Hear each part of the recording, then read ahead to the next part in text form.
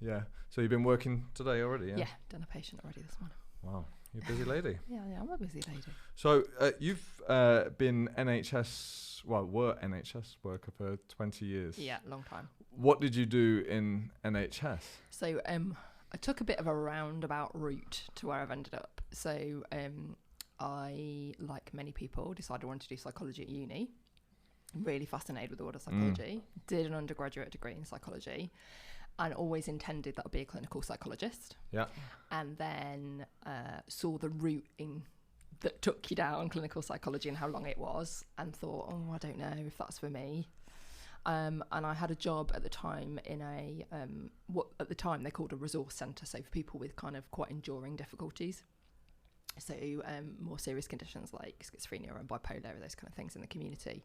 And I worked as an activity worker there, and I worked alongside an occupational therapist who was delivering lots of interventions and lots of support for the people there. And I thought, do you know what? That looks like a lot of fun. Fun. Yes. And at the time, there was a real national shortage of OTs. Okay. There were about 20% national shortage, and they were paying for training. So I went straight in from my psychology degree, straight into training as an occupational therapist. And then I specialised in mental health because I knew that was what I wanted to do. So I was an OT for about 8 years. And then I had the opportunity to do postgraduate training in cognitive behavioural therapy through what became the kind of national agenda for what we call improving access to psychological therapies. So people accessing therapy more readily in GP surgeries. And I became part of that national programme. So the service that I worked for was one of the first sites in the country.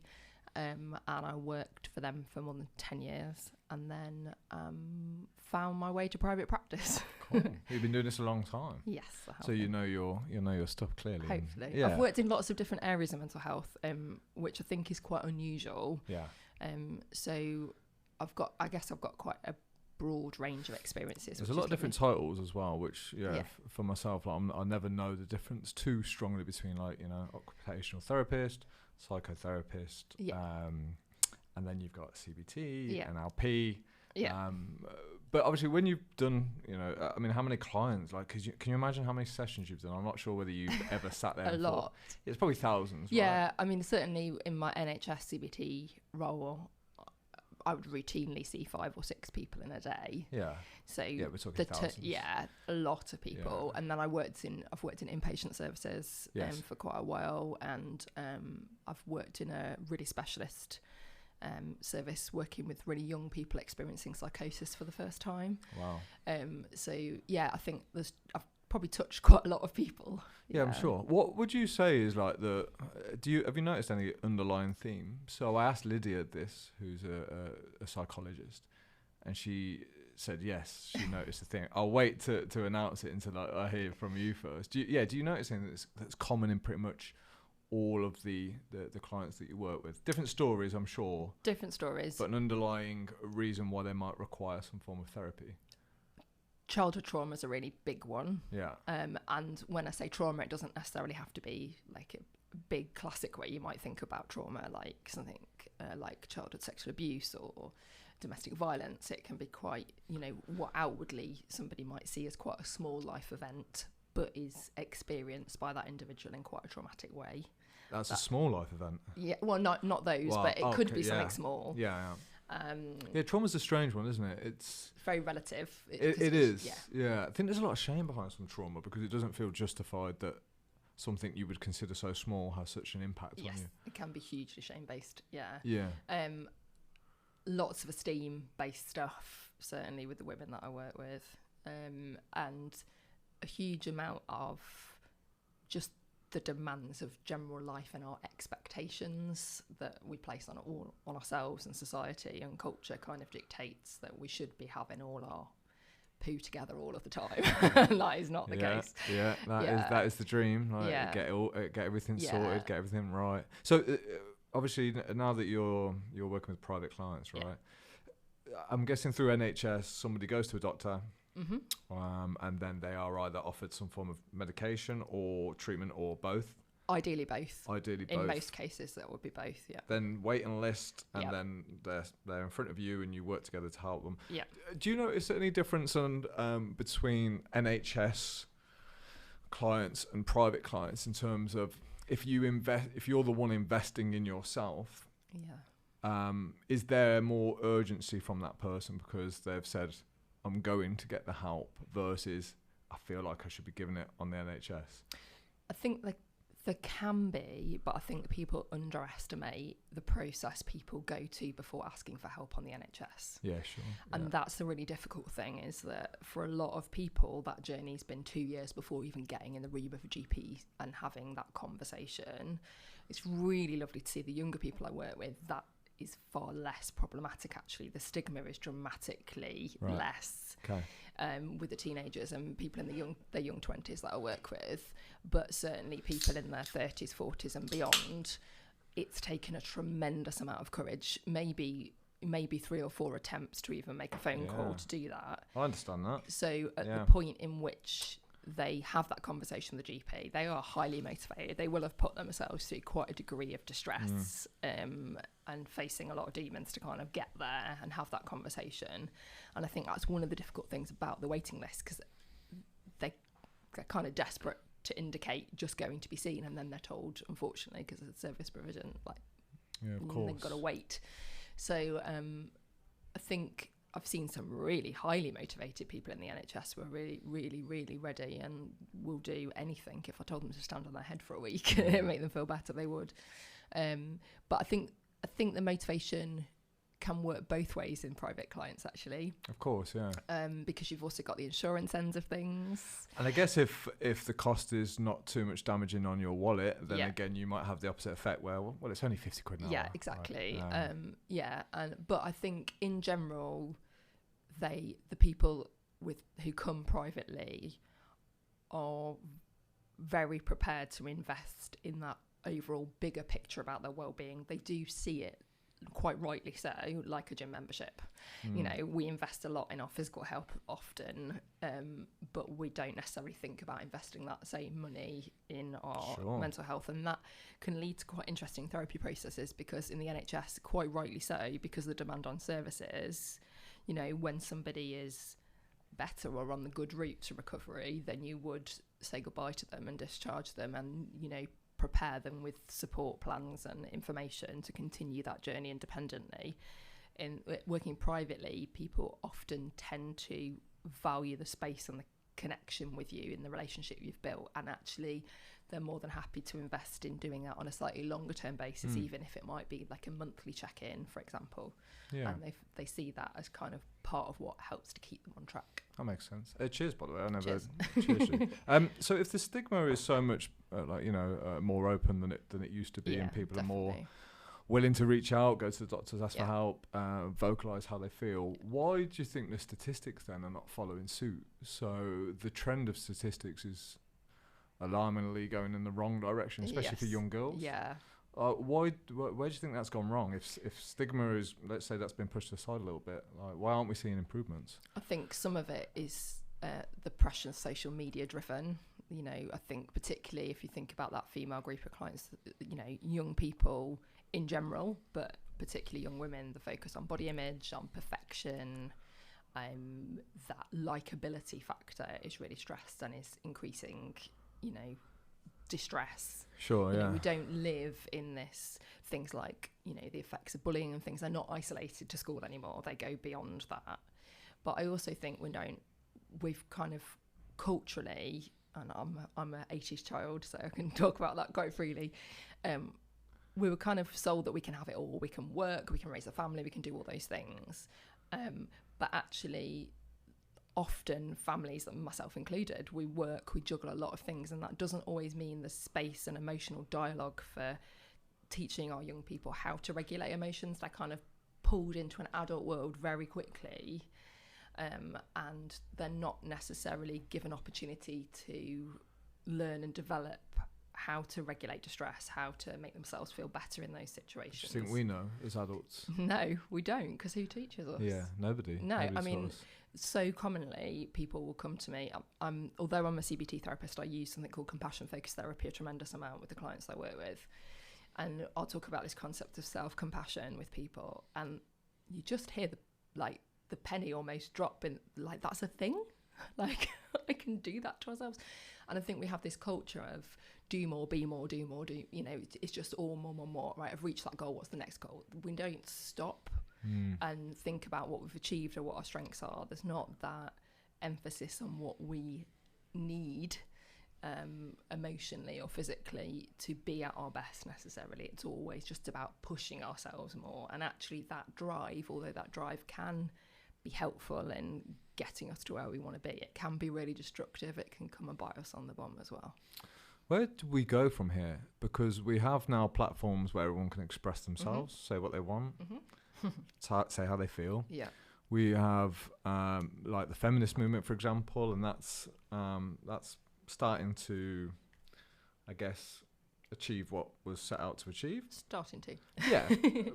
But if all these things are going in the right direction, still why are we not seeing the results that we want to see? If we are progressive, yet the stats are saying, well, hold on, more people are killing themselves than ever, more people have stress, depression. I think I heard something scary, like 60% of people now have at some point been on some form of antidepressant. And that's frightening numbers, but maybe that's because we're getting what we want. People are we getting what we want, or are we being sold what we think we want?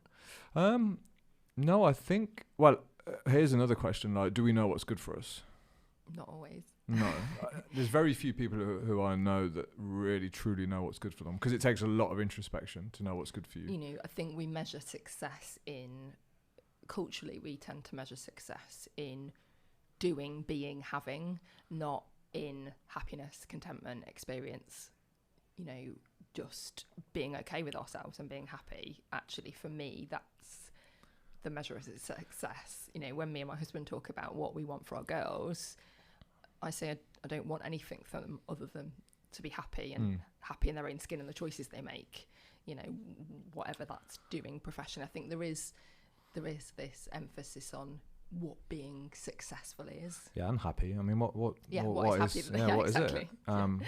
I know I feel more fulfilled in my life, not necessarily when I'm happy, but when I've got some form of purpose or a mission. And again, not one that's driven through material collection of items. It's like, I know why I'm alive today and I've got something worthy of doing. Yeah. It might even just be reading and writing. It's, you know, it's not a material exchange. No.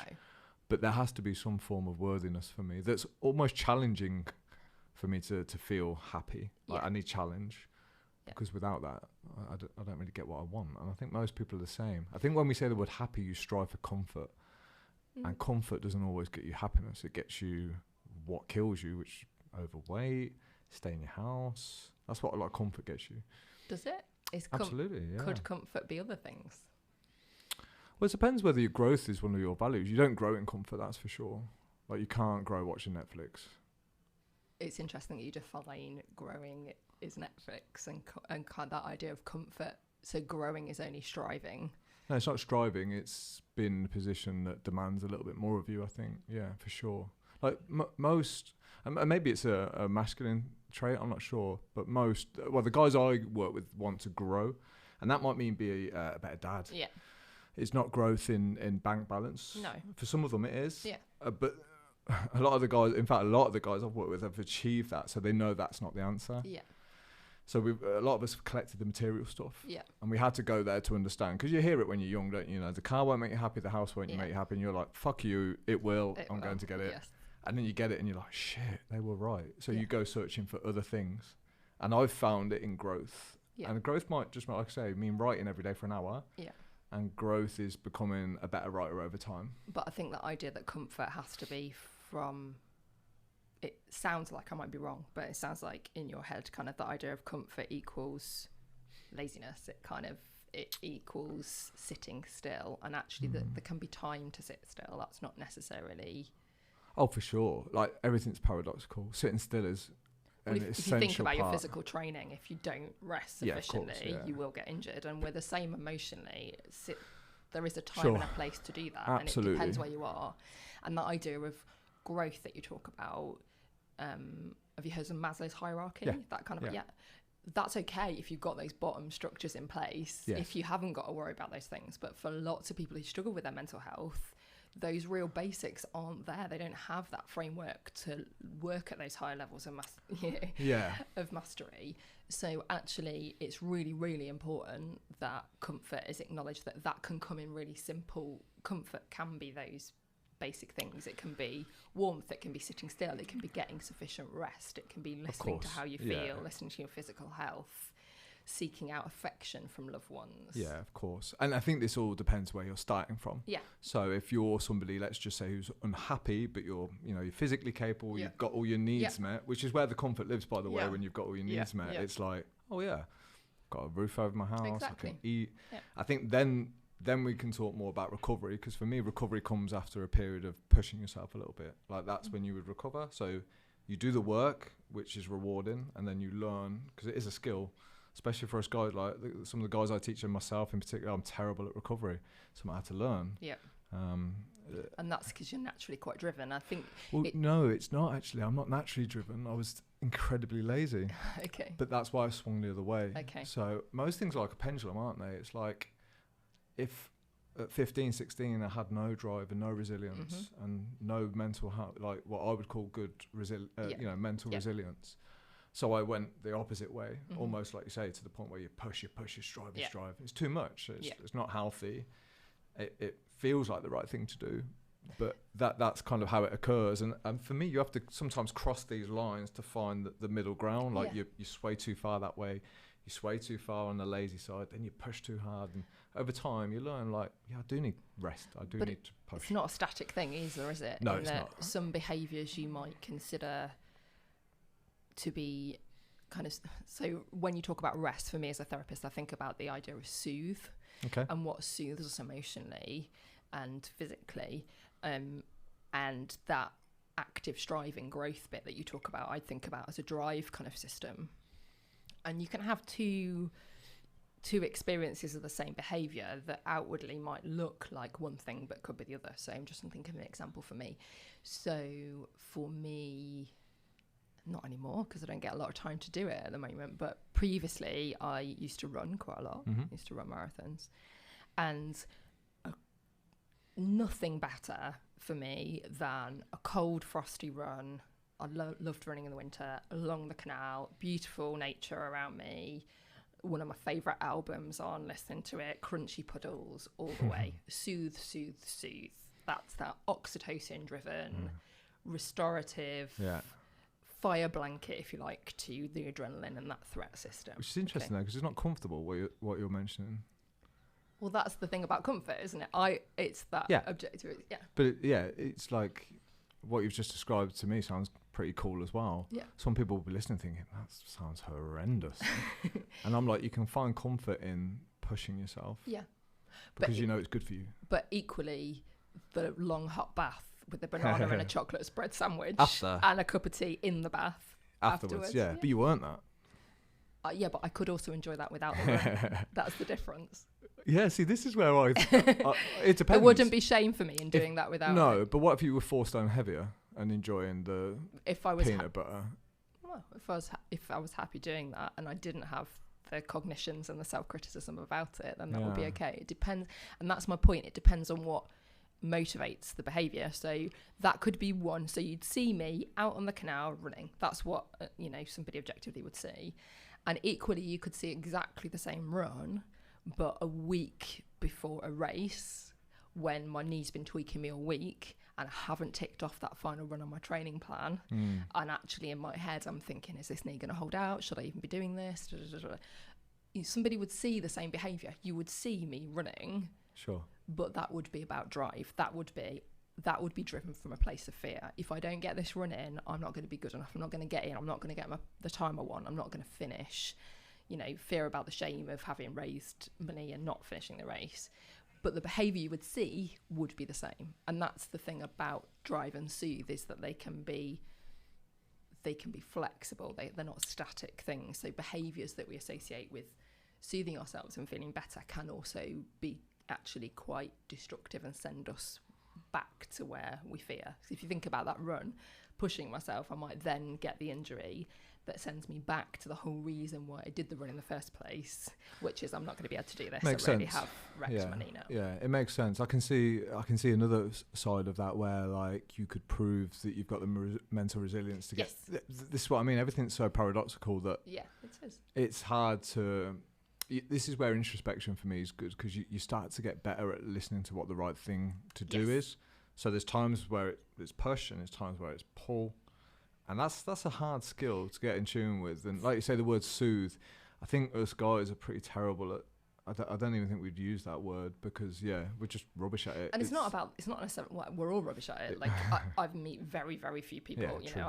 I've spent the last 20 years trying to work on my own soothe system, but it is useful to think about it like this underused muscle that we all have the capacity to self-soothe, but we don't get much opportunity, particularly as adults or in our culture, to practice it. And there shouldn't be shame about doing it. It's absolutely evolutionary driven, really important part of who we are. If you think about, we plunked a newborn baby in here now screaming, what would you instinctively do? Pick it up, hold it, try and pick it up, poo it, sway it, vocalize nice calming sounds to it, maybe give it a jiggle. You might be asking the wrong person here, but and we do that because those things are soothing. That is innate in us as a human species, to be soothed by those things. We don't necessarily think about offering ourselves those same things for distress in adult life. And those kind of basic soothe mechanisms are really important to tap into. So when I think about that idea of comfort, that word comfort you used, I think about enveloping myself in a warm, soft blanket, or physical touch, even the gesture of holding my own hand or seeking out a hug from my husband or my children. That's comfort. That's accessing my soothe system. And then when we switch that on, it generates all those fabulous stuff we need, all that oxytocin, that dopamine, that serotonin, that really helps act as a fire blanket to that threat system. And if you want to work out whether you're in a behaviour pattern that's helpful or potentially tripping you up, it's really useful to listen to that threat response and think about, am I experiencing some of those threat emotions? Because if you're feeling fear, can I do this? Am I physically fit enough to do this challenge, whatever? If you're feeling, angry, that fight and flight bit, anger, frustration, you're probably in a place of threat. If you're feeling shame and guilt, which we don't often think about as being threat emotions, but they are. If you think about us as a tribal species, if you think about that evolutionary idea, shame and guilt came because the likelihood is that you'd done something wrong, and therefore you would be isolated from your tribe and you would be more vulnerable. You'd be picked off by predators, you wouldn't be brought part of the kill, all of those things. So it makes sense that that's a threat emotion. And similarly, people don't always think about sadness as being a threat emotion, but it absolutely is, because if you're depressed, you don't hunt. If you're depressed, you don't nurse your children, you don't socially interact with your tribe, and you become isolated, and then again you're more prone to illness, to all those things. I couldn't agree more. I think you're right. I don't think we would think of shame as a fear-based emotion, but you're right, I guess. And if you're accessing any of those, if you're experiencing any of those four things, then you're more likely to drift into kind of what I would see as drive, that kind of striving behaviour that can trip you up. Doesn't always, but it's a fine line. It can lead you right back to some of those difficult feelings. Sure. So how do we go about squeezing the most out of life then without killing ourselves? I think slowing down, even if you can't slow down practically, slowing down emotionally. How can you offer yourself what you need if you don't know how you feel in any moment? Yeah, well, when I was listening to you talk a minute ago, I was like, I don't think there's many people that are aware of how they feel, how tired they are, how angry they are, how whatever they are. So us passing down healthy lessons to our children, unless we're good at that, it's like you can see how generationally it's worse and worse and worse, right? And I think there's also links to that idea that we talked about success and happiness before. Western culture has this big emphasis on, I want to feel these things, I don't want to feel these things. I want to feel happy, I want to feel content, I want to feel relaxed, I want to feel confident, I don't want to feel shame, guilt. but actually they are a core, really valuable, important part of human existence. You can't have the good stuff without the bad stuff. They're two sides of the same coin. And instead of labelling them as good or bad, if we think about them in a much more Eastern philosophy, we start to see them as communication tools for us. You know, if I'm feeling, you know, shame or guilt, have I done something wrong, or is that disproportionate? If I'm feeling angry, has somebody violated my rights? Do I need to stand up for myself a little bit? If I'm feeling, you know, sad and depressed, well, that probably tells me I'm doing something that isn't useful for me, it doesn't serve me anymore, so maybe I need to make some change in that regard. If I'm feeling happy, then I want to do more of it. So often we try and squash the difficult emotions because we don't want to feel them. I'd rather they weren't part of my life and I'm just going to distract myself with all the good stuff. But actually, all emotions are temporary. The good stuff's temporary, the bad stuff's temporary. You shouldn't fear those negative emotions. They're not negative, they're just experiences. And if we start to see them as tuning into and listening to what our experience is telling us in the moment, then we're better placed to respond from a self-compassionate, self-caring place. 1000%. I think going back to my original point about, you know, the comfort that we find in certain things, such as where most people, not everyone of course, will find it in a distraction. Yeah. So, and that takes you away from asking those great questions that you've just spoken of. That's the thing, it's numbing, it's sedation. It's like when I'm drinking, I don't need to ask those questions, you know. Exactly. When you talk about the eating and the drinking, all those things, absolutely, they can be negative because they can be squashing. There can be a difficult emotion. I work a lot with people with emotional eating difficulties. And what we start off with is getting in tune to what people are experiencing, because they're very, very skilled at being highly avoidant of any feeling or thought. Is that a subconscious habit that they've developed? It's a coping strategy. Or do you think it's done with intention of I'm going to block these feelings out? It can be both, but I think for most people it becomes a very automatic. Yeah. And for a lot of people it's highly adaptive at one point in their life to do it. So if you think about being a child growing up in let's think about something like really quite normal in inverted commas that, you know, is not particularly somebody would necessarily think as being particularly traumatic. So you're an 8-year-old and you're going through your parents' divorce. Okay, very common situation that an 8-year-old might find them in. As an 8-year-old, you might well not feel particularly empowered to talk about how you're feeling about that breakup with your mum and dad because you don't want to upset them. Or you're worried they'll get angry if you say they want to stay together or whatever. So you will find the path of least resistance to enable you to cope at that time. And for lots of 8-year-olds, that's an open snack cupboard. Or, God, I absolutely do it with my girls. I think most parents do. If you need to distract a child or keep them quiet, chuck them a biscuit or you know.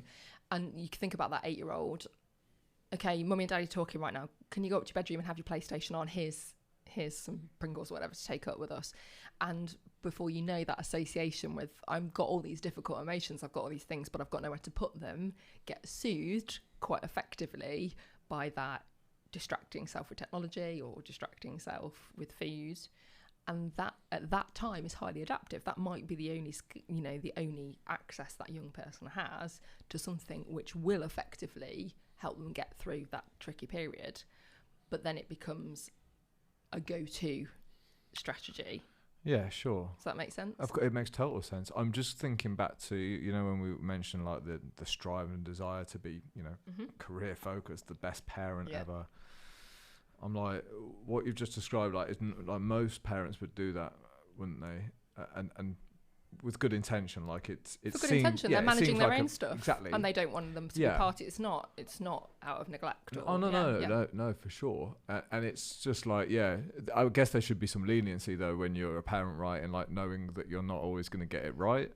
You'll get it right very few times, but that's life. Yeah, I mean, if that's the worst you do to mess your kid up, like I think you've done all right. But it's so hard because I mean, unless we know ourselves so well and we're always on top of our game, then we're always going to make little decisions like that might not be the best for the future. Oh, that's not about shaming that parent. I do it all the time, but it's also the challenge that of the complexity of human existence. It's a human condition that as parents, as adults, we have to managing our own emotion doesn't get any easier no matter how old you are. So if you're trying to manage your own stuff as well as make space. Course, yeah. For do you try and somebody change else's. that tactic of next time I won't send my youngster to the room? Like, do you think there should be a tension put on that and think, well, how am I better off dealing with this next time? Or do you think there's just some things that say, like, I'm human, I can't cope with everything, so for now this has to be the way? I think it's balance. It's the self-compassion of, given what I was dealing with at that time, I made the best choice that I could,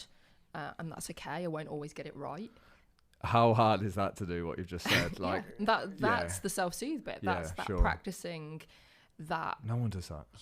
They do. It just takes a lot of work. Yeah. A lot of work. You think about growth. If you want to really grow, getting in touch with self-soothe and self-compassion is a game changer, because there isn't, you are human. We're all human. And the nice thing about that model of self-compassion is it isn't about mental ill health or mental health. It's just about the curse of being human. We have tricky human brains that trip us up all the time.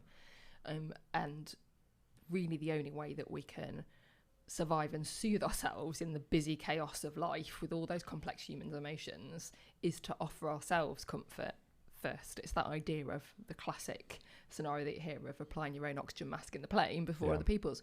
And it's so true, you know, as parents, as adults, we need to start making time for our own mental health and self-reflection to enable us to have more space. So I absolutely toss my girls a packet of crisps or a biscuit sometimes to get them out of the way. But I'm conscious that I do that. So at the end of each day, we bookend each day with thinking about, okay, what was the best thing about today? What was the thing that was trickiest? What did you want to change about today? Having some space, acknowledging emotions, like how often, and we say it to our friends, our family, oh, you're all right. You know, somebody's comes with sadness or grief or anger, and we immediately want to put it right. Yeah. And it's just inexperience. If you think about it in that Eastern philosophy, particularly with things like grief is a really healthy process. Like, you don't need to make it better for somebody. Of course, it's hard, but the challenge for that is you have to be able to tolerate your own distress at seeing other people distressed. And that can be really hard for people to do, is to sit with the discomfort that somebody I love is expressing difficult emotions and not fixing it, just sitting alongside them with that, validating that experience, not saying it'll be all right. I think just you saying that will be really reassuring to a lot of people when you say that grief is healthy and normal. Absolutely, Because a lot of us fight emotions like that, and we bury them, and then they come back to bite us in the ass like years later, or we never resolve them. Exactly, and that's where that drive bit that we talked about can be destructive, because if it comes from a place of sadness or fear, that we can get into, well, I've just got to keep going, I've just got to keep things together, I've just got to, if only I can distract myself, if I just get that job, if I just do this, if I do, and we can plough ourselves into projects to try and mitigate or compensate for something that's just a natural process and will run its course. Yeah. And some of that can be really helpful, constructive coping. It's not all bad, but it's thinking about, sometimes it might cross a line where you're pursuing something with, you know, destructive levels of dogged determination, and it's coming to bite you on the ass. So think about that idea of whether it serves you or not anymore. Sometimes things serve us for a particular amount of time in a particular situation, and then actually they start taking away from us and depleting us.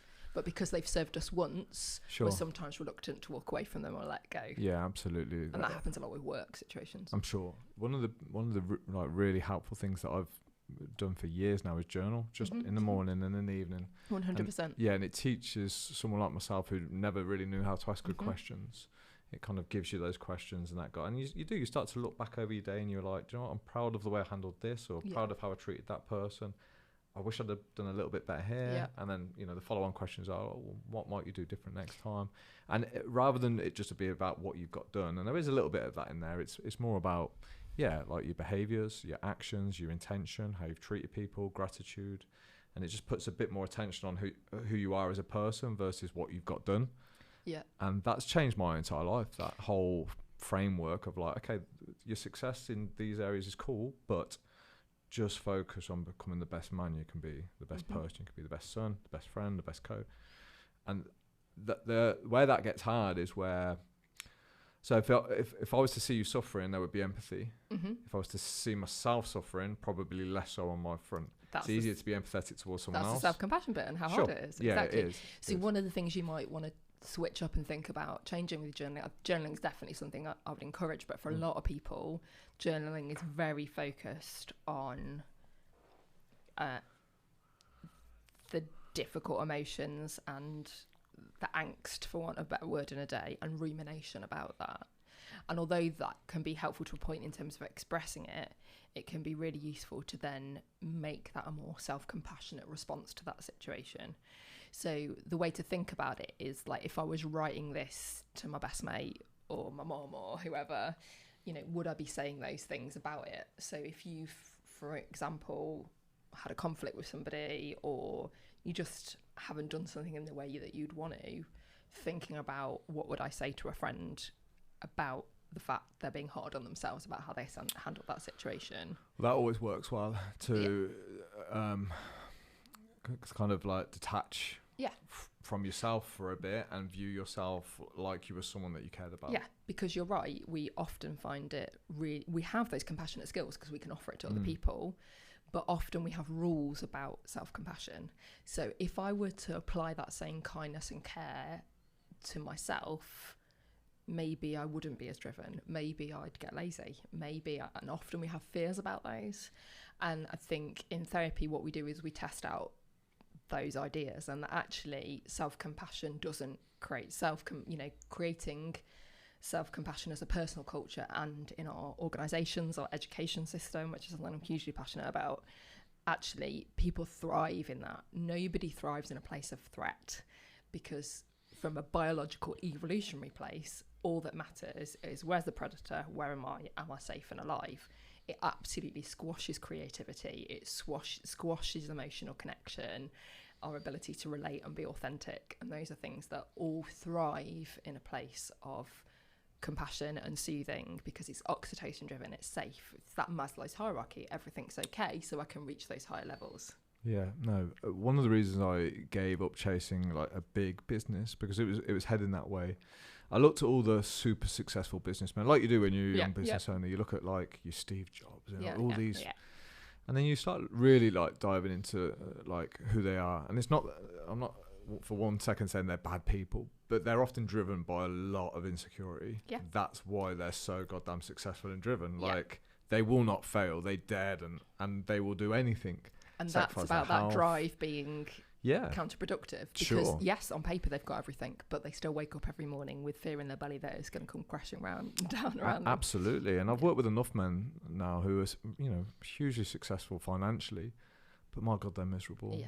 You know, they're destroyed in other areas, and it's hurt them because they've woken up at 45, 50 and they're like, what the fuck have I done? Yeah, they've lost 15 years of their life to chasing something. They realise that people often create a gilded cage for themselves, and then they have to maintain it.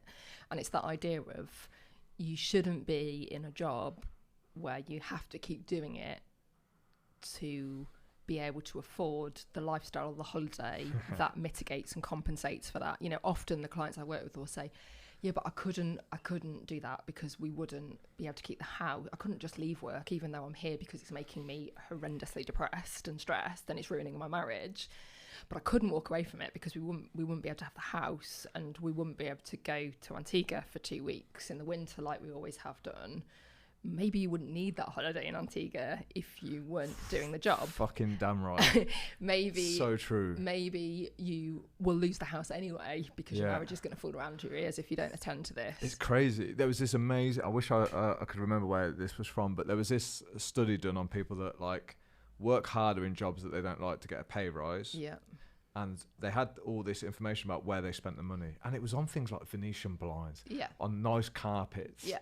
On an upgrade of the car that was already quite expensive. And you're like, oh my God, you're trading time economics. Like you're giving away time, and then you're spending it on things that you've pretty much already got, like that satisfy you in a job that you really, really do not like and that hurts you. But that's hard for a lot of people to let go of, because so often that status, that success is what defines their esteem. they're actually very unconfident in who they are as a person because they haven't invested any time in getting to know themselves. They've always been moulding themselves and shaping themselves and doing and, you know, on that treadmill of life to get there. And if you take away that, that is terrifyingly vulnerable. Like, what if I wasn't CEO anymore? Yeah. What if I was just John? Yeah. Like, shit, that's terrifying. What if I'm just John who lives in an average 2-bed house? Like, and that's where the about being content and okay with who you are as being ultimate kind of striving at success for me. Sure. Because actually, if you're okay with that, you can weather what life throws at you because you have a solid base in who you are as a person. Absolutely. I don't know many people who've just gone like from like having everything to saying I'm done with this job, I'm done with work, I'm going to live a more minimalist life. But I do know a lot of people that have over time scraped away at the layers and they suddenly realise that, okay, I can downgrade my car, I can live a more basic life, I don't need all these fancy clothes. And over time, you just start to have like the key essentials around you, and you spend more time with your family and all these things. But it's a long old process, but it all starts with waking up. And sometimes life will apply often life applies the brakes for you. Like, I work with a lot of very different people, and particularly in the COVID, you know, post-COVID or COVID world, you know, a lot of people I've worked with, they've had COVID, they've been knocked out for a few weeks, they haven't been able to exercise in the way they would have done, they haven't been able to distract themselves with work and exercise and all those things, and they've had to stop, and the world has come crashing in because all of a sudden I can't play smack the rat at the fair anymore. I can't keep those things down. I've been in bed for 2 weeks with nothing but my head, and that's like, boom. I was trying to think of anybody I know that's had a real healthy transformation that hasn't been from a real place of pain. Yeah. You're right. Like, I mean, I guess you wouldn't really go to therapy unless something was wrong. I think that's changing. Okay. I don't think it's changing dramatically, but I think it will in time. If you think about American culture, particularly. Everyone's in therapy there, right? But I think that's not... But it don't work. Well... Not in America. Maybe because it's so accessible. I don't know. But America's a great example of how not to do things. Yeah. It's fucking... Like, look at the health over there. It's an amazing example of what all this luxury can give you. Yeah. Like, we definitely shouldn't be, I don't think, putting our eyes in their direction. No, for sure. But I think there is something about seeing, like we talked about the idea of gym membership. Yes. You know, that idea that we invest in our physical health in ways like that. Definitely. And we don't necessarily think, even if it's not going to see therapy, you know, when I finish working with somebody, we construct what I call a staying well plan, which is about, exactly as you would in the gym really, a personal training plan. So it's about, what do you need to do to keep maintaining this progress? What do you need to build on it? What other things could you work on? And reflecting on what they've learned in the process of therapy. And a big part of that conversation is often about, you've made a real commitment coming to therapy. You've maybe made an hour every week or every other week for 6 months. Can we protect that time? Can we ring fence it? Because you found that time from somewhere. So, you know, can we get to the point where once a week or once a fortnight you're taking yourself off to a cafe or even in your room at home or whatever, and doing some journaling, reflecting back on, okay, where am I at? Like, it's been a busy week. How am I doing emotionally? How am I doing physically? What have I neglected a bit? What I'm losing track of? What are my stats, really? You know, how am I measuring up? I love that approach. The cynical part of me, and again, through years of coaching, knows that most people after time probably won't do that with the accountability or inspiration or support of a community or an environment that encourages those behaviors. So I have therapy every week for exactly what you said. For me, it's just like going to the gym. Yeah. And I want to go, so it's definitely, accountability is not the main driver. But sometimes when it would be easier to back out, I'm like, no, I've got my session with Aidan. Yeah. It's in the diary, same time, every week. So there's no excuses about, I've got busy with work. That's, for me, the only thing that's ever really stayed concrete. And then being around other guys that are like open to that kind of development too. Like, I want to become a better person too. Yeah. And that becomes the norm. Can you imagine trying to do everything you've just said whilst you've got like screaming kids and maybe a husband or a wife who isn't on board, and you feel like you're battling on your own to become better when no one else around you wants to make those changes too. It's hard, isn't it? Yeah, because we all exist in part of a system. Yes. And it's kind of recognising and the positive change that's had for you, and things like the journaling that you talked about. That's why it's really useful. We talked about the idea that people often have quite a negative focus in that journal, and if you're focusing on the more self-compassionate positive change that's happening, that's more likely to keep you motivated, because you'll have that daily reminder of the change that has happened. But if we always squash the negative and the distress, then we also lose focus on the thing that perpetuated us there anyway. It's a bit like just trying to think. So, you know, it's really common that people I work with will have a really acute, really awful depressive episode, and they'll go, you know, we'll be talking about it in that final session of constructing that staying well plan, and I'll ask them about early warning signs and things that were going on when they first came to see me, and they'll say, I don't want to think about that. I was like, it's really important you think about that, because you need to know what that looks like. You need to remember, have an emotional memory for what that felt like and looks like, because of the that's pain, you mean? Yeah, because that's what, it's part of who you are. Don't try and erase it, don't try and squash it. It's part of that process, and listening to it will help you identify it early on if it starts to come back. Yes. Do you think there's an argument here of why like everyone should have some kind of target or direction or purpose to focus on, so that you do have the fear behind you saying, look, you know, if you behave in your old ways, you'll get back there. But if you turn your head this way and you have something positive and purposeful to focus on, we can put more attention. So actually, like, let's chase some good things in life that require you to dig in and have resilience and use that pain that you've experienced to drive. But we can't just be floating with heads above water every day, hoping not to go back. And I don't think anybody naturally wants to do that. But I think that idea of it having to come from a place of fear is interesting, because it can come from a place of compassion, in that I care about myself enough not to ever want to put myself in the position to go back there. Yeah, no, I totally understand. Does that make sense? Of course it does, yeah. I mean, so the outcome is the same. You still don't want to go back there. Yeah. But it's not... But then the question would be, well, where I've do I got to want keep to doing go? this, otherwise right? I'm gonna. Yeah. There has to be a sense of direction, and sometimes people don't know what they know. It's as useful to know you don't want what you've currently got, definitely, as not knowing. Yeah, it's a great way of like having a look at what you want in life. Yeah. For a lot of people that I work with, life has been shit. Like, they have really had for no fault of their own, had really, you know, bad hands drawn to them in life.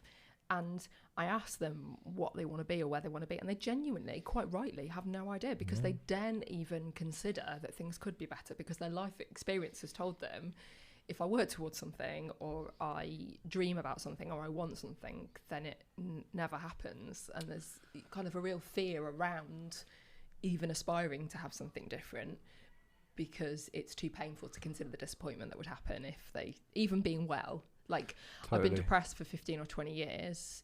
If I start to feel better, I don't know if I can cope with the fall of becoming depressed again. Like, it would be like being given the best Christmas present ever and then having it taken away in front of me. And it does offer an air of predictability. I know it did for myself. It was, although it was miserable, it was, at least I knew what was coming. It's familiar. And I couldn't really envision a life without it. It was strangely comforting in a really bizarre way. Yeah. Like, it's all I knew. Yeah. And outside of that, I didn't really know what existed. We're not programmed to like uncertainty. We hate it. It's, you know, again, it's that evolutionary thing. We want to know who our predators are, when they hunt, what they look like, what they smell like. Anything that's uncertain is often charged with threat. Yeah. Even if that uncertainty, as it often is in life, is really positive and we get good things from it. How do you know if someone's depressed? How do you know if somebody's depressed? Yeah, so let's just say someone's been really down for 3 months, struggling to get out of bed, eating crap, not taking care of themselves. Like, is there like a list of symptoms? Yeah, there is. Yeah.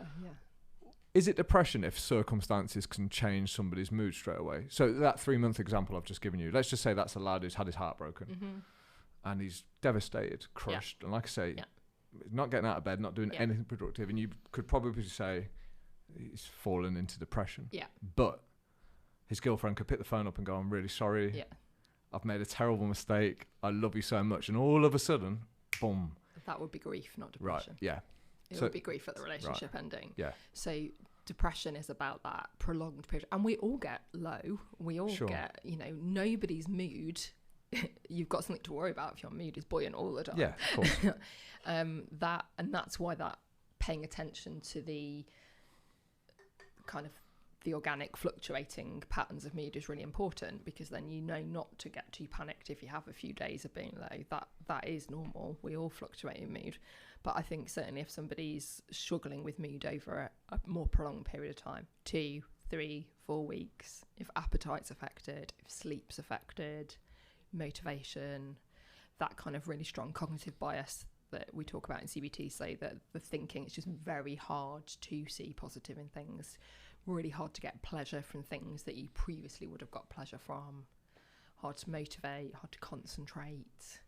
And there's a measure called the PHQ-9, which is kind of the standardised measure that all GPs will use, which is 9 questions around measuring mood, and it gives you a really quite a good indication and a platform to talking. But I think the important thing is you're just asking those things of yourself, but also of your loved ones if you're noticing. Like, it's okay to have that conversation.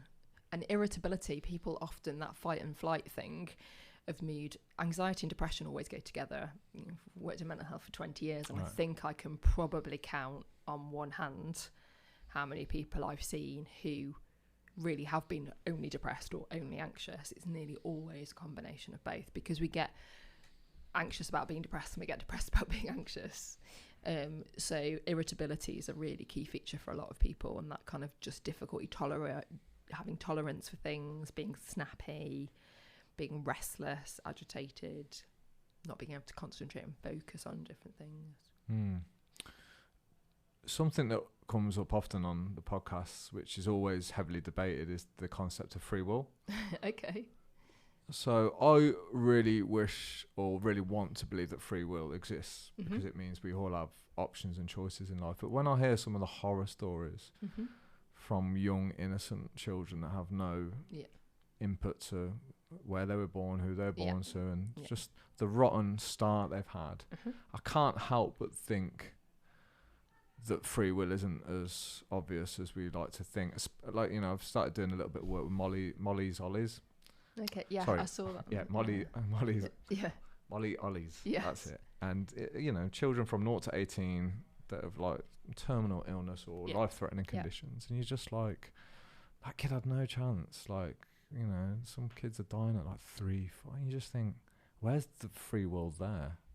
Well, it's about, I guess they have no other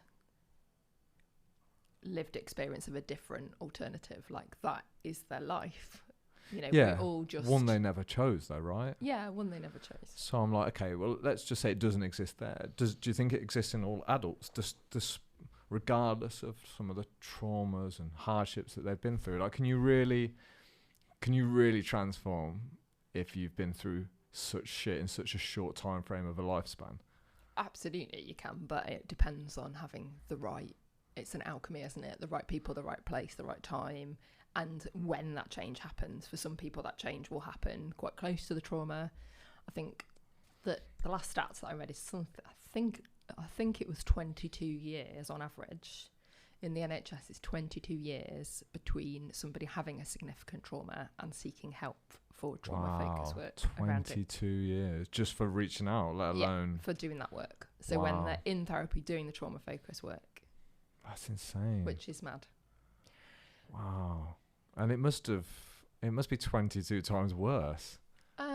Because surely it's manifested over time, internalized, and if you think, like, if trauma shows its way, like, if you behave differently because you have trauma, let's just say you're irritable, like, if you really think what that would, how that would impact your life, like, it could ruin relationships that might not have been ruined. So it could, like, impact your entire reality of what you're experiencing, couldn't it? Yeah, and I think that can be a real challenge, because things like drugs and alcohol, we talked about that idea of squashing, you know, hugely prevalent in traumatized, you know, people that have experienced a lot of trauma and traumatized kind of stories, because it has been their only way of coping. So if you think about veterans, particularly in that group, that's something that happens a lot. But I think there is always the capacity to change, but I think it does depend on this combination of opportunity, time, place, and the thing that triggers that change as well, that for some people they might have a life experience which sends them into a new path and being motivated to address that earlier on. You know, for other people that takes time. Sometimes things have to fall down again, or the trauma has to be almost like reactivated by another incident for them to realise it's there. I feel like if I live to like 80, which is like the average, like I feel like I probably would have just got a handle on most shit. Do you know what I mean? It's like, can I have another go with everything that I know? Because you could save yourself so much pain and suffering. But pain and suffering is a normal part of human existence. It is. We can't control it. We shouldn't want to control it. We shouldn't need to. But some of it's surely self-inflicted, right? Like when I think of some of the things I've done in my life that have caused me the most down and depressed moments, like it has been like a lack of responsibility, a lack of maturity. And you could argue like that is an evolutionary process as well. But I still think with stronger guidance, I could have avoided a lot of those things. So is that something you could be self-compassionate to yourself about? Sure. And I'm learning, that you do. Yeah. I was making age-appropriate choices for somebody with my level of coping and the framework that I had to work with. I was doing the best I could. Yes, that sent me down paths I wouldn't choose again. But actually, maybe I wasn't fortunate enough to have a mentor who was guiding me in a healthier choices. Maybe I wasn't. I was just doing my 13-year-old or 14-year-old best. Yeah, well, and the rest. Yeah. I wish it did. I wish it did then. But you know, that is part.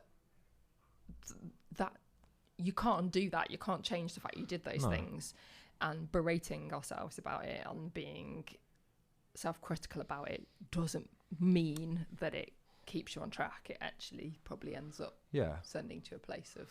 No, you're so right, and there are so many positives to come from it too. Like I'm only doing this podcast because of certain kind of sufferings that I experienced, and I thought, I know how horrible it is, and it'd be nice to be able to maybe positively impact some other guys' lives, especially young men. Yeah. So that there are plenty of positives to come from it. Do you? How many children do you have? 2. Are they social media users? No, they're too young really at the moment. How are you going to manage that? Because it's terrifying. It's really hard. Yeah. My eldest is 6, and she's very aware of TikTok already and Instagram and stuff, because I use some of those platforms for my therapy and coaching business. So it's gonna be hard. I think lots of conversations about the reality of things, and I do wonder if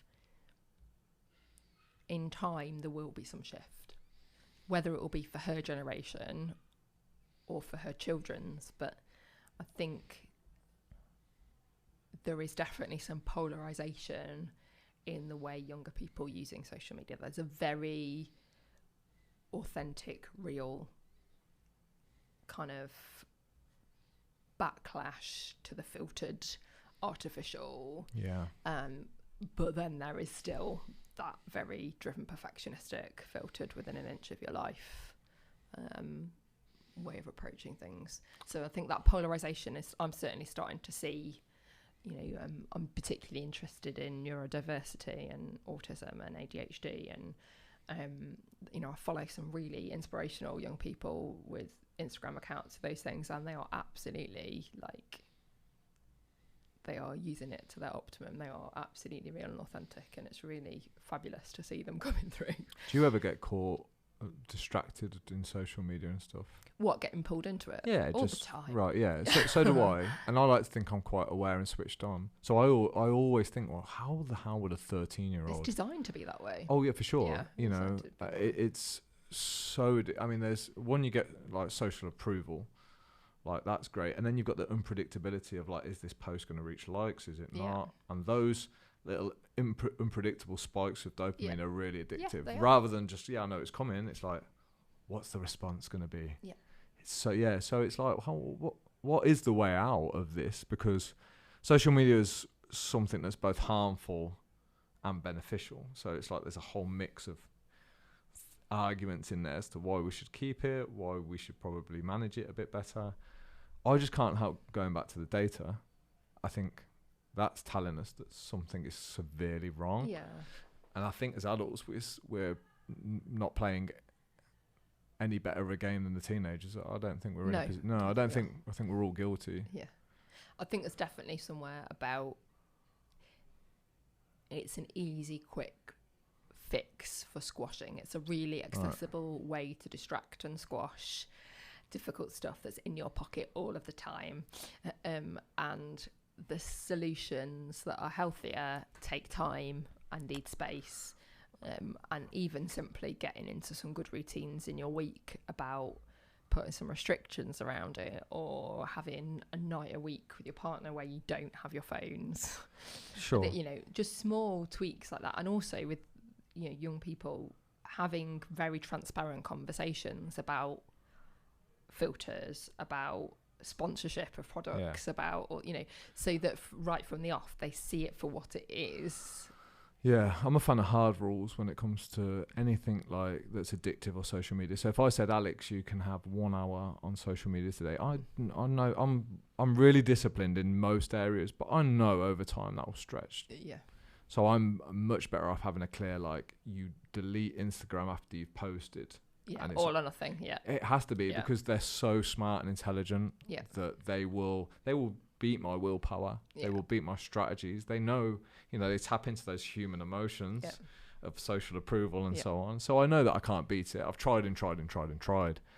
So I've put all sorts of things in place. Like, I don't have a news feed. I haven't seen a news feed for years. I don't have the apps on my phone. And that's the only way that I've really managed it. But it's also having it linked to that bit of awareness that we talked about and being more mindful. And we haven't really talked much about mindfulness, but it's a really important component part of that idea of self-compassion. Being more mindful about how you value things and what you're getting from something and whether it serves you. So if you're more aware in the moment of using social media, why have I picked my phone up? Okay, I'm having a crappy thought about looking shit today. So I'm gonna go back to that picture of my post that I posted myself and see how many likes I've got, for example. That would be a really kind of basic example. If you're aware of that, then you can then be better placed to offer yourself something to soothe that self-esteem issue, rather than getting tapped into the phone, which then sends you right back to the place, because when is there ever enough likes? When is there ever enough comments? And being more mindful of that helps you to think. The same with TV, actually, and any of those kind of more passive activities, is that we kid ourselves with watching those things, but how often do you remember them? How often are you really engaged in them? We're not. We just do it to zone out. There's often multiple devices on at once, and you're like there's an emotional eating coach that I work with, and he said something that's never kind of left my mind. He said, like, if the sandwich is in your hand, it's too late. Like, you're going to eat it. And social media is no different. That gap between awareness and picking the phone up. That question I love. I've started to ask myself that question. It's hard because you have to make sure you ask the question before you're on it. Yeah. Like, why am I going on Facebook? Specifically, what are you going on there to do? And if it's a task or a job, but what's even amazing, like, sometimes I'll go on saying, this is what I've got to do. Yeah. And honestly, within 10 seconds, I'm doing something other than that main task. Yeah. How the fuck have they done this? It's because it's seen as it pulls you into a sense of urgency, and there isn't any urgency about it. There's nothing on fire. But that idea, like you talked about, that idea of being self-aware in the moment and asking yourself that question. When I practice mindfulness, I'm really visual as a person. So I kind of imagine this green laser beam. I don't know why it's green, but it is. Like a beam me up Scotty beam that goes through my body. And I think 3 questions. So how am I feeling physically? So do I need to offer myself anything physically? So that might be noticing I'm thirsty, noticing I've got a headache and taking the paracetamol. Am I hungry? What's going on for me emotionally? So how am I feeling? What am I noticing in my body? Am I a bit palpitation-y today? Am I feeling a bit lethargic? What's that about? And then, given those bits of information, what do I need right now? And then making that self-caring choice about what you actually need. And that might be a nap. It might be that glass of water. It might be the paracetamol. It might be, actually, I'm really distracted and ruminating about that comment that friend said to me last week that I haven't addressed with them. Actually, I need to have it out with them. And when do you ask yourself this? When you feel like you need to, or is it a daily practice? So I do it daily. Yeah. So in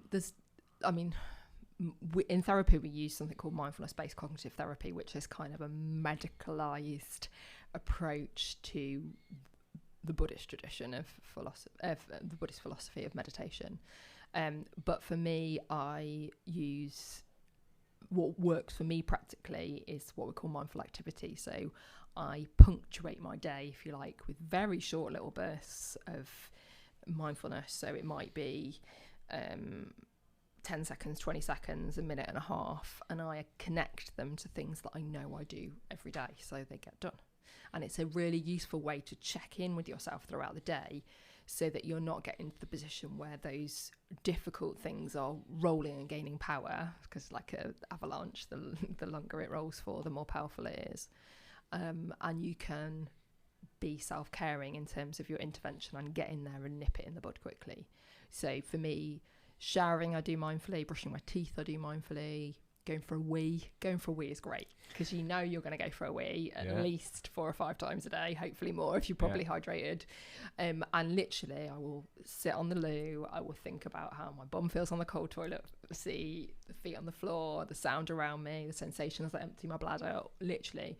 And while I'm doing that, nobody notices if you're in the loo 30 seconds longer. They're not going to think anything strange about it. And just using that opportunity as time to check in. How am I doing? What do I need? Literally as simple as that. Because if you're catching that early on, if I take those paracetamol when I first had that niggly headache, I haven't ran through 2 therapy sessions, and by that point I'm massaging my temples in the last 10 minutes of the session, not able to concentrate on that client because I've got a raging headache, and I've just, in the busyness of life, not attended to that really basic need. Yeah, I think attaching it to like previous already cemented habits is a real smart move. It's, you know, it's what we call habit stack. So something that's already there, like if you can integrate it with that, because one of the difficulties for yourself and for what I do is it's not always teaching the strategies, it's teaching how to implement them. So let's take meditation, for example. If we ask everybody to do a minute of meditation, yes, meditation could be tricky, but the art of meditation itself isn't the difficult thing, it's the creation of the habit that's often harder. So it's like, well, do we teach the strategies, or do we teach people how to implement the habit? And that's why you have to meet people where they're at. Yeah. Like, you can have a textbook approach to it. There's no point in me. So I can recommend some really good literature on mindfulness. I can tell you how a mindfulness-based cognitive therapy course would teach you how to do it. But chances are you'll throw baby out with bathwater. You won't do it because it's too big a commitment. You can't make it work in your life. Part of the reason why you're coming to see me anyway is because life is busy. So let's think about meeting you where you're at the moment. So if you were going to make a commitment to this idea of being mindful, realistically, how much time could you find to do it? How much time could we carve out of a day to make it happen? Yeah. That might be, if we're being realistic, that might be 5 minutes. Or how much time are you willing to, I guess, as well, right? Yeah. Because could's a bit of a strange word for me. Because it's like, well, I could do half an hour. Yeah. Mm-hmm. What am I willing to do? But could is about implies choice, which is the reality situation, isn't it? Yeah. Yes. Yeah. Willing means, okay, I'm on board. Gonna make that commitment. There's loads of things I should and could do. Yeah. There's loads of things everybody should and could do. It's like, okay, that's cool. But it sounds like there's more intent with, I'm willing to, I'm going to do that. Yeah.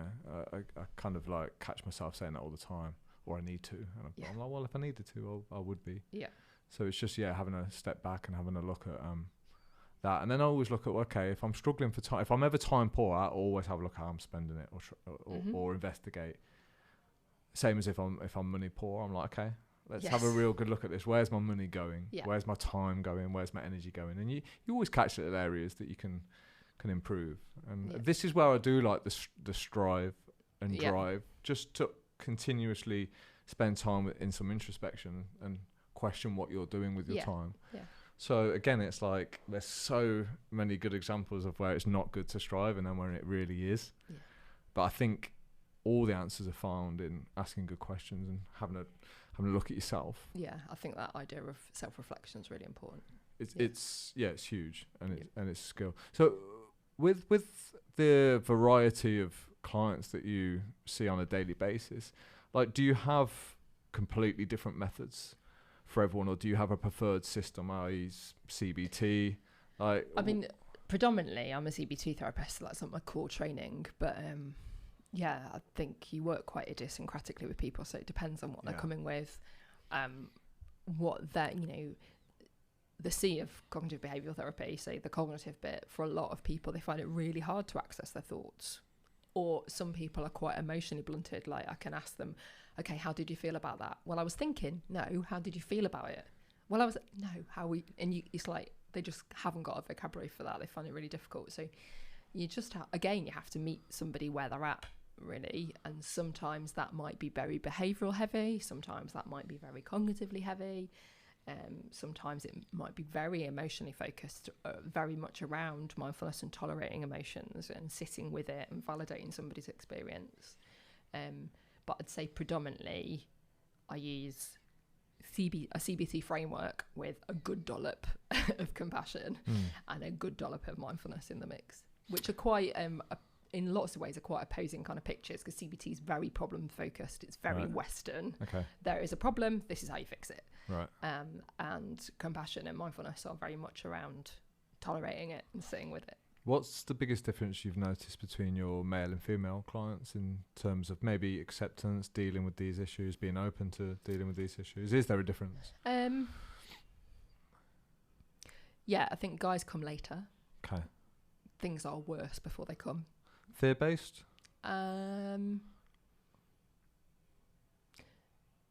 Some of it fear-based, some of it shame-based. Yeah, because when we say stubborn, would you class that as fear too? Well, in this context. Yeah, I should be able to fix it myself. Sure. That'd be nice. Yeah. Well, why? I'm an intelligent man. Why can't I do this? Yeah. Yeah. So men will ask later. And sometimes just the busyness of things. Maybe they are the breadwinner in the family. Maybe their work, part of the reason they're there is because they have very busy occupations. So it's just not seen as a priority. They're just in this treadmill of keep going. They're treading water all the time. And it's not until they have a life event like being physically ill or whatever that they're kind of forced to, or they retire. That's a really common one. Right. Because that mission and purpose has been taken away, right? Exactly. And I've been waiting for this magical moment of retirement for 25 years, and now it's here. Oh. Do you ever feel sorry for people who find themselves in those situations where they might have had the career, but then they come to the end and they're like, fuck? Like, do you ever sit there and just tune in with how they feel? Like, does it affect you? I think that's part of being a therapist, is holding that emotional space for somebody and being sitting with them with it. I think that again is a really big thing that can prevent people coming, because it's a big thing to sit with the grief attached to the fact that you might have given up 25 years to something you didn't want to do. It's brave, yeah. To acknowledge, I made some choices and continue to make them. And again, it's about compassionately encouraging them to see the choices you made at the beginning, you made for good reason. Like, you thought you were going to enjoy this, you did it, and then you had a family, so it was about providing for that. There will always be a reason why somebody's maintained it, and it can be really easy to see what they've lost in a situation, and really hard to connect with what they might have got from it, even if what they've got from it is the learning that they have now about what they really value. Would you ever be so direct into saying or thinking that some of it is down to courage? So if after 25, if you've been in a job for 25 years, but after 12, it's not the right thing, but it's always been fear-based reasons that you haven't left. Like, if we stripped all the BS down and went, well, actually, if you'd have just been a bit braver. Some of it can be about courage. Some of it can be about kind of ghosts in the nursery. So your own stuff of what is expected from you. It might actually be what is expected from you and what is needed for you. If you are the breadwinner and you are father to children with additional needs and your partner stays at home with them and hasn't had a career or doesn't currently have a career because actually the children's needs dictate that, that's not necessarily about courage. That's about necessity at that point to maybe keep doing that. And actually the courageous thing might be to acknowledge, yes, I'm in this process of doing this. I don't want to be doing it, but right now, this is what I'm choosing to do because we're having to. But I'm going to put a mark in the diary for 4 years' time or whatever, Does that make sense? No, totally. I guess the purpose has changed there from the purpose is I need to support my family. Yes, exactly. And therefore I will be willing to do everything that I can to do that. Yeah. it always interests me, like, because I'm not a dad, and I always think, you know, are the actions that I'm taking what I would encourage Yes. any of my children to potentially have? And when you think about that idea of self-compassion, I think that's a really useful way to switch on that compassionate muscle. Is would I be whispering this in the ear of a child? Wow. Probably not. Certainly not the way that we speak to ourselves. And even if you think about how we motivate children in classrooms, we don't say you should be doing more of this. You must do this homework. We're encouraging them to think about why. Have you always been so empathetic, or do you, or rather, like, is it something that you can learn? Have you taught yourself how to be more empathetic, or has it just been a natural trait? And is it more of a feminine trait? I think it has. I think if you think about it from an evolutionary point of view, it's more advantageous in the feminine tribal community to have empathy, because that masculine component of the tribe is about competition, is about being alpha male, is about so I think that might can be a challenge for men to work with that evolutionary drive. I think naturally I guess it's part of my personality. It's what led me to be a therapist, probably. You're not likely to be a therapist, I guess, if you aren't comfortable in sitting with emotion and having empathy for situations. I guess too much is probably not helpful either, right? In a therapy sense. It can be really, it can be difficult. But you can't unknow things, unsee things, unfeel things. It's part of what makes you a good therapist, is being able to connect with that and people really getting you get it. And that comes with time and experience. Holding that space and it not impacting you personally is something that we use. We're very fortunate as therapists to have clinical supervision and we have training around that. But that is something you definitely develop with more experience, that you get that stuff. I can hold that stuff for you, and I can validate it, and I can see it. It's visible to me, but I don't have to hold it on your behalf all the time, because I have confidence in you that you have the capacity to hold it for yourself. What's Mun's biggest challenge right now? So the male clients that come into the therapy room and see you, what's their biggest challenge, and what's driving the high rate of suicides? I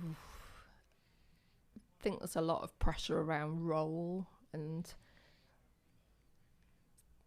thinking about a lot of the men that I work with, it's around that kind of role diversity. I'm expected to be a great dad. I'm expected to be, even if it's self-expectation, the breadwinner. I'm expected to be buff. I'm expected to be that. It's a lot of pressure, and actually, people feeling like there isn't enough time or they haven't got the capability for that is quite common, I think. How do we make that better? Do we expect less of men or more? I think we allow them to be human. Sure. Do you ever feel like we're going against nature a little bit, though, and we're trying to push people into areas that probably just isn't natural? In what way? In terms of, like, roles. Like, so now it's more acceptable for a man not to be a typical man or have those masculine traits. Like, there's sometimes maybe we feel like we should have to suffocate them, perhaps, or not be the go-getter, or not be the mission-driven guy, or not be the one who is, I want to be the breadwinner. I want to take responsibility. I don't think that's so much about a gender argument. I think that's more about a values-based argument, and if we focus on what people really value, then you can't go wrong whether they're male or female. So what is integral to who you are as a person, and that, whether you're male or female, that might be about nurturing, it might be about building a family, it might be about providing, it might be about nature, it might be about being physically active. But if you stick to that value space and structure your choices around that, then you can't go far wrong, really. Yes, but aren't those values kind of wrapped up in, like, whether you've got feminine or masculine traits? So if you're feminine, your values are more going to be on the nurture side, whereas if you're masculine, then your values are more going to be driven more towards mission and purpose. Like, isn't that what nature is? There's mission and purpose to family and nurturing. Yeah, sure. But again, you might a masculine trait might be the way that I value my family is to provide. Yeah. Therefore, my mission is boom, X, Y, and Z. Yeah. I don't know if that's necessarily a trait or an expectation, an idea of that, because again, there's different ways you can provide. Are we talking about providing financially? Are we talking about providing emotional safety and comfort? Are we talking about... So I think you can provide as a father highly effectively and may never work. You might be a stay-at-home dad. You're still providing a really important function for that family, just not in a material way, if that makes sense. No, it does make sense. That doesn't happen very often though, right? I think it happens. It's happening more. I've got quite a lot of friends who did share. Yeah, but that's what I mean. Isn't that in alignment with all the stats going the wrong way? Like, aren't we heading in a direction where we're all getting what we think we want, which is to move away from traditional roles? But everything's pointing towards, well, actually something's severely wrong here, because men don't actually know what the fuck to do now. Women are probably the same, right? This isn't like, men haven't got their shit sorted and women have. I don't think it's that at all. I think everyone's a bit confused. But I think that's why thinking about it as an idea of a role is where we go wrong. It's thinking about it as an idea of a set of values, and hanging stuff on that is more helpful. That makes sense. I just would question where those values come from. Like, isn't there a certain amount of nature that determines why your values are driven? Some of that will be, and some of it will be nurture as well. Yeah, I mean, we're all biologically set up. Like you talked about, my trait as empathy. You know, I'm unlikely to be in a highly competitive corporate industry because of that. Yeah. Because it's not something I value. Right. I value connection with people, relationships, authenticity. So my career has led me to something that's pinned around those things. Sure. But you're very self-aware, aren't you? Like, that's a skill. You've clearly worked so hard to get to that level where you go, these are my values and I'm going to live in alignment with those things. Yeah, but they still trip me up all the time. Like, yeah, sure. But you know they do. Yeah. And that's why you're good at what you do. I still have to question all the time, is this continuing to serve me? Yeah. Is this moving me to towards I want to be? And when I say where I want to be, I mean in terms of feeling content and happy and well. Yeah. A wellness continuum. Yeah. Or is it moving me away from it? Yeah.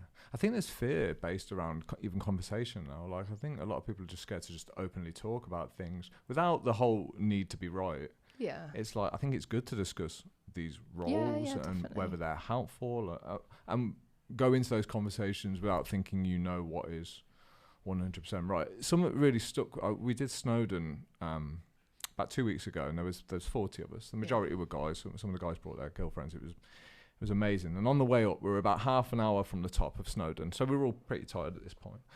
And there was a young lad, he must have been 7 or 8, coming down with his mum, just the two of them. And I said to him, mate, well done, you should be really proud of yourself, like, to get to there. I said, it's not easy. And his mum said, oh, well, we didn't get to the top, he's tired. So I was like, right, okay. I said, dude, how are you going to feel when you get home? Do you sure you don't want to, it's only half an hour, like, you know, you'll be happy when you get up there. It's going to be tough. Your legs are going to burn. But I think you should come. And his mum asked him, and she said, like, what do you want to do? And he said, I want to go down. And his mum, being a good mum, went, of course I'll take you down. Let's go home. Now, I think, like, a masculine influence there would have said, listen, son, I know you're tired. Yeah. But we've got to get you to the top of that mountain, because you're going to feel so happy with yourself once you've pushed yourself through that little bit of discomfort. And I wanted to will this young lad up. Because, again, I could see myself then when I was young. Well, I was just going to say, was that about what he wanted or what about you wanted? Yeah, but do you know what you want when you're 7? Or is it about what you need? Because I didn't want to go swimming. I didn't want to go boxing. I didn't want to climb a mountain. So I didn't have to. But I think that's also about the importance of validating an experience and teaching our young people that if they're listening... Where's the teaching there? Well, if he was listening to how he was feeling and he was expressing it and his mum was hearing it... Yeah. And supporting him with that. Is that helpful for his future growth? Or hindering him? Maybe. See, this is where I really disagree on this one. I think young men need encouraging to push themselves. Most men don't push themselves now. They just don't. They want everything to be comfortable, and they don't want to face any adversity, or, like we spoke about, these feelings of discomfort. Everyone tries to avoid them. And it's like, well, this is a healthy way of confronting discomfort. It gets you fit. It gets you mentally tough, and you're going to prove to yourself that, oh, I can do it. They're all the skills men are lacking now. All of them. This is what's harmful.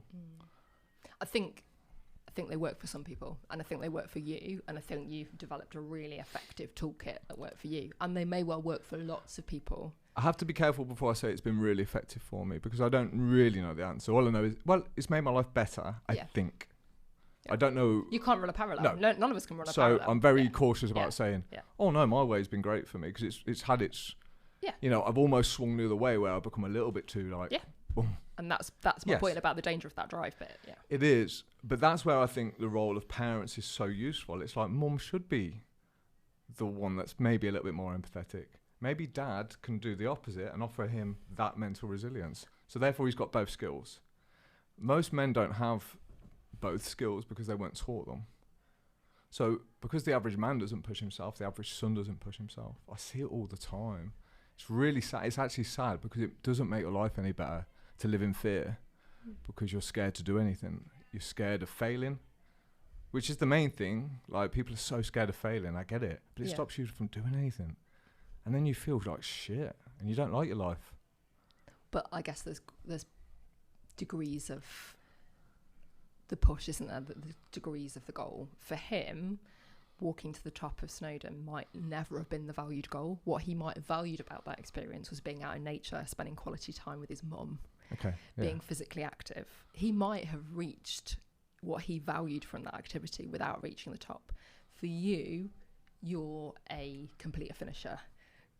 Finishing the task is what's important for you. It's what you value, that sense of achievement.